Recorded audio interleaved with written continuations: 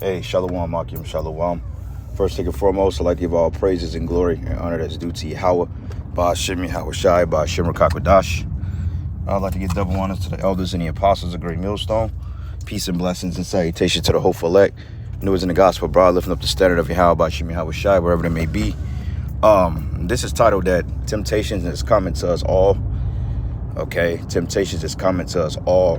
Like the scriptures say, there's no temptation that's uncommon to men, mainly the men in the faith, because we all go through trials and tribulations and tests to prove our integrity to Yahweh Ba'ashem Yahweh Shai. Okay, and a lot of things may seem to happen out of season, or a lot of afflictions may seem to happen at the wrong time, but that's really no such thing as the wrong time, because the Lord, he gets you when you least expecting it. You know, you may have something planned, or you may have something you are trying to engage in, but the Lord ultimately controls the events of the world, okay, so to speak, or the events of our lives. Because the scriptures tell you, it says, the man's going is of the Lord. How can he know it his own way? Which proves there's no such thing as free will or luck or any kind like that, because you may say, well, damn, man, I'm having shitty ass luck, which is really a figure of speech, man, because there's no such thing as good luck or bad luck. Everything is through fate and everything is predestined. Okay, so you have to understand that, brothers, that when things are happening in your life is for the Lord to try you and to test you. And no, they don't be pleasant, because the scriptures say that though the current trials be not pleasant to the flesh, roughly paraphrasing it, is to pretty much build us up and help us in our walk. You know, and you'd be surprised on what type of get the fuck from behind me, man.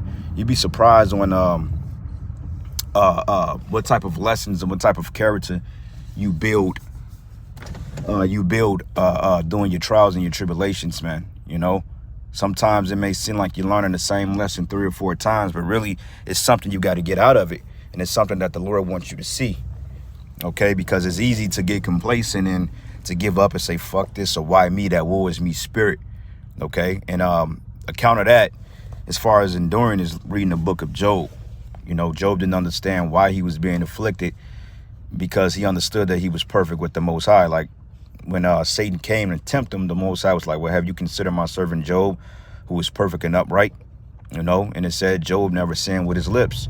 You know, he never cursed the Most High. He never spoke ill of the Most High. He never said anything ill towards Yahweh Ba'ashem Yahweh Shai, because he understands balance. Okay, and a lot of it is really just trimming the fat of the flesh, you know, certain desires, certain lusts, okay, certain mindsets we may have, you know, because the Lord, man, hey, Most High deal with you. He gonna get that niggerdom at us, regardless. You ain't getting on a chariot with no niggardry in your spirit, man.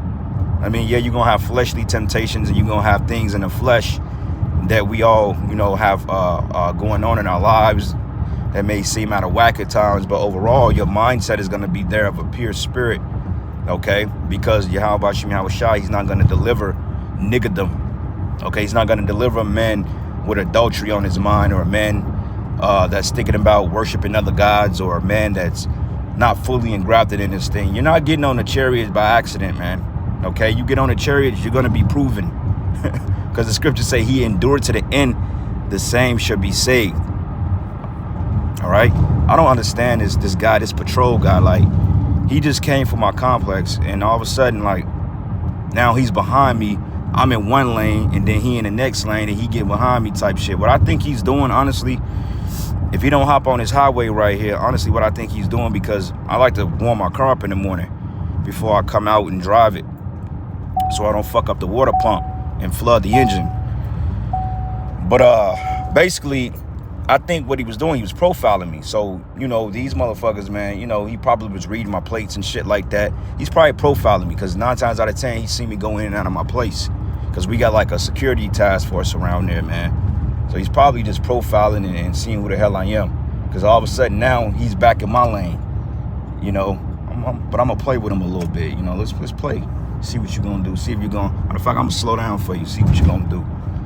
Because if you profiling me, then, hey, go right ahead, man. You're going to find out I pay my fucking bills on time like everybody else. Probably the only one. But anyway, slack you, brothers.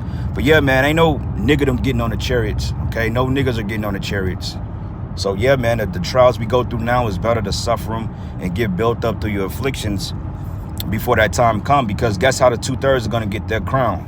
Through being purged on his side, through being burnt up physically. Okay, because that's the ultimate purifying and cleaning agent, is that fire. Okay, the 2/3 literally got to get cleaned up through fire in order to get their crown in the kingdom. Why? Because they got to atone for their sins, man. So it's best that we atone for our sins and catch our hell now, because if not, then hey, you could be at the 2/3. Because then the Lord said that he dealeth with us as he dealeth with the sons. He chastising us like he chastised the sons.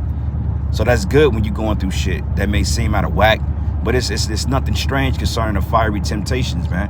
It ain't nothing that no other brother haven't experienced or went through in some form or fashion, though it may be a different trial for different brothers. But regardless, we all went through our unusual shit, man.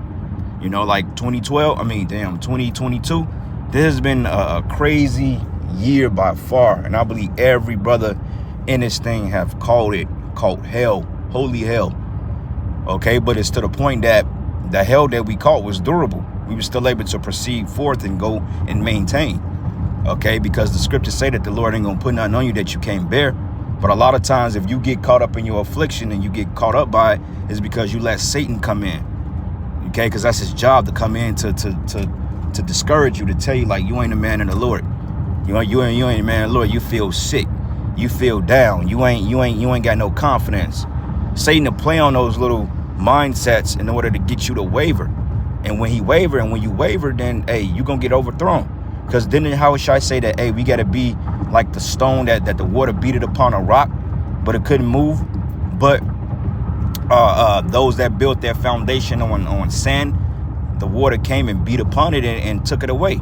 But we got to be like that house that's immovable, man. Even though we're in the midst of the waves and the oceans, we're in the midst of heavy tides right now, and we ain't being moved, man. But that true ultimate test is coming.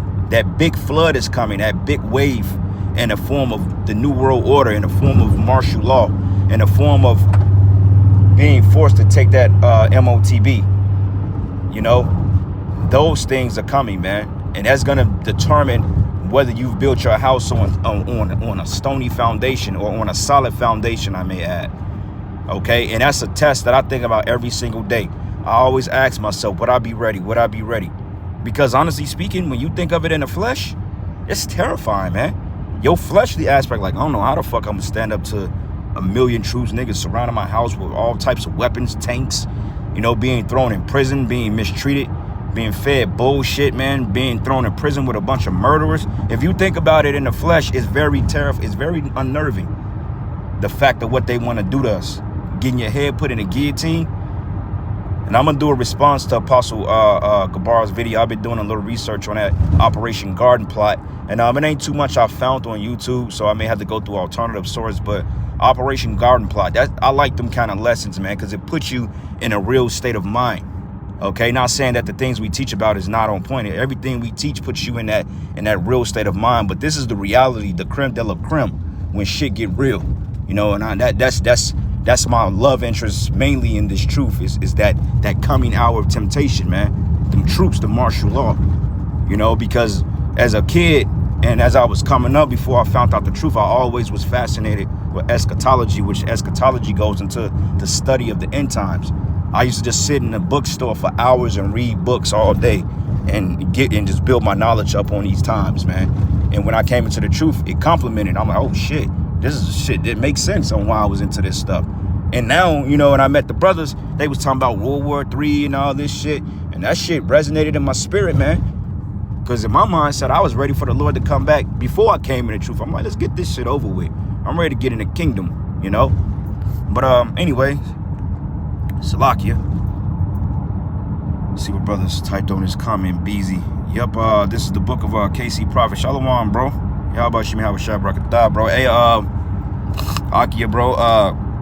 Tune in to the New Year's Eve Destruction show tomorrow night, Lord's will. I think we're gonna start around 8 o'clock. We're gonna start it, man. We're gonna go for hopefully about an hour or two, Lord's will, depending on the spirit.